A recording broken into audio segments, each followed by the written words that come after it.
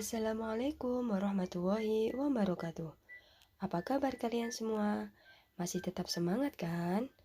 Anak-anak, setelah kita mempelajari tentang puasa Ramadan dan amalan-amalan di bulan Ramadan, kali ini kita akan belajar mengenai zakat. Yuk kita simak materi berikut ini. Tonton sampai habis dan jangan sampai ketinggalan ya. Manusia selain berdiri sebagai makhluk individu, juga sebagai makhluk sosial yang tidak bisa hidup sendiri.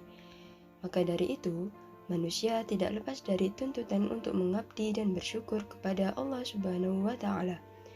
Salah satu cara untuk bersyukur adalah dengan mengeluarkan zakat. Pasti ada yang sudah tahu apa arti zakat itu. Zakat secara bahasa artinya membersihkan. Sedangkan secara istilah, zakat adalah harta tertentu yang wajib dikeluarkan oleh orang yang beragama Islam dan diberikan kepada golongan yang berhak menerimanya. Allah Subhanahu wa Ta'ala telah memerintahkan kepada setiap muslim untuk berzakat, sebagaimana tercantum dalam firman-Nya surat Al-Baqarah ayat 43 yang artinya, dan dirikanlah sholat, tunaikanlah zakat, dan rukuklah beserta orang-orang yang rukuk.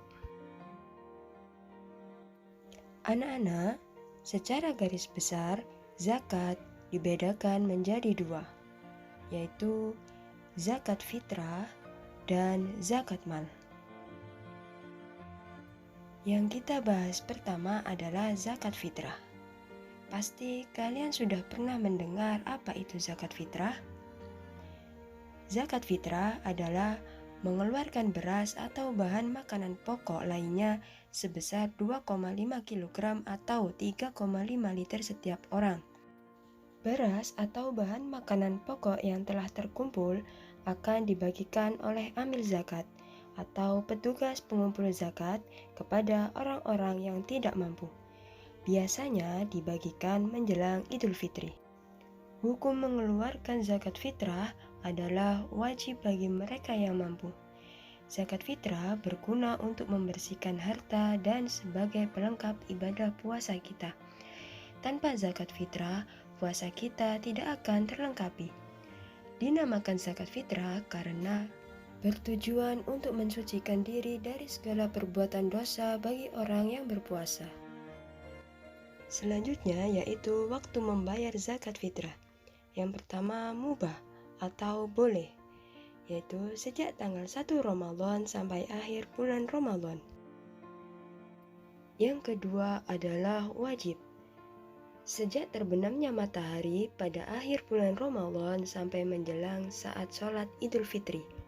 Yang ketiga adalah afdol, yang lebih baik, yaitu sesudah sholat subuh tanggal 1 Syawal sampai sebelum sholat Idul Fitri.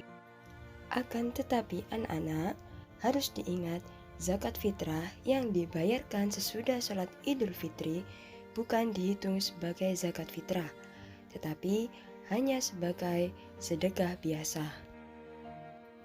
Adapun orang yang wajib mengeluarkan zakat fitrah adalah yang pertama, beragama Islam, laki-laki dan perempuan sejak usia bayi, anak-anak atau lanjut usia. Yang kedua, memiliki penghasilan yang cukup untuk kebutuhan sehari-hari. Zakat fitrah untuk anak-anak menjadi tanggungan kedua orang tua mereka. Yang ketiga, orang itu masih hidup sampai akhir Ramadan. Selanjutnya yaitu doa zakat fitrah. Adapun niat zakat fitrah adalah sebagai berikut. Nawaitu an ukhrija zakatal fitri an nafsi fardhan lillahi ta'ala. Adapun doa menerima zakat fitrah yaitu ajarakallahu fima a'tait wa barakalaka fima abqait wa ja'alhu laka tahura.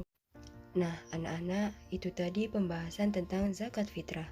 Selanjutnya kita akan membahas tentang zakat mal. Zakat mal adalah mengeluarkan sebagian harta kekayaan yang dimilikinya apabila telah mencapai nisab. Nisab itu adalah lama waktu suatu harta menjadi milik seseorang dalam jumlah tertentu. Zakat mal dimaksudkan untuk membersihkan harta yang dimiliki karena di dalam harta itu ada hak fakir miskin.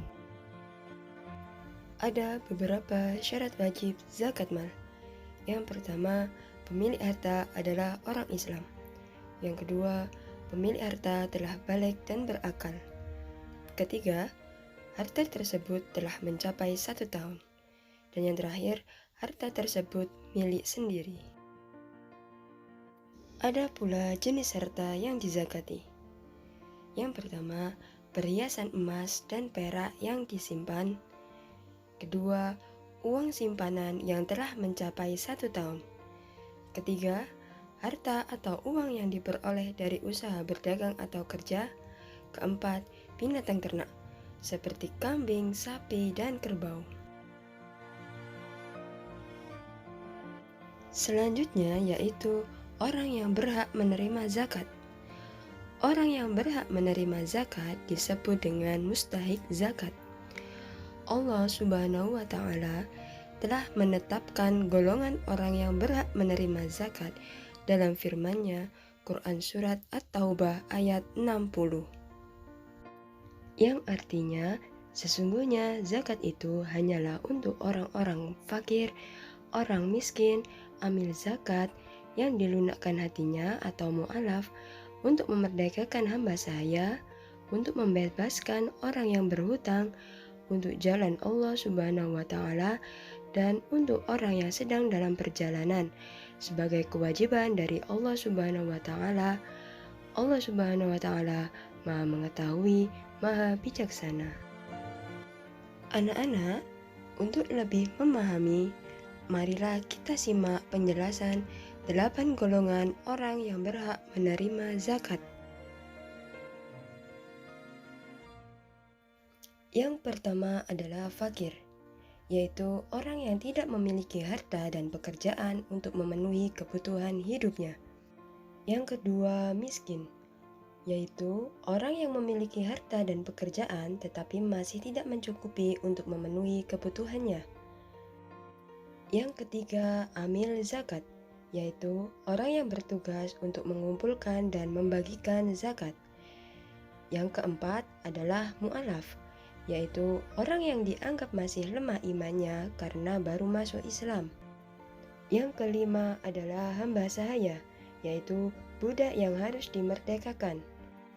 Keenam adalah ghorim, yaitu orang yang berhutang karena untuk kepentingan yang bukan maksiat dan ia tidak sanggup membayarnya.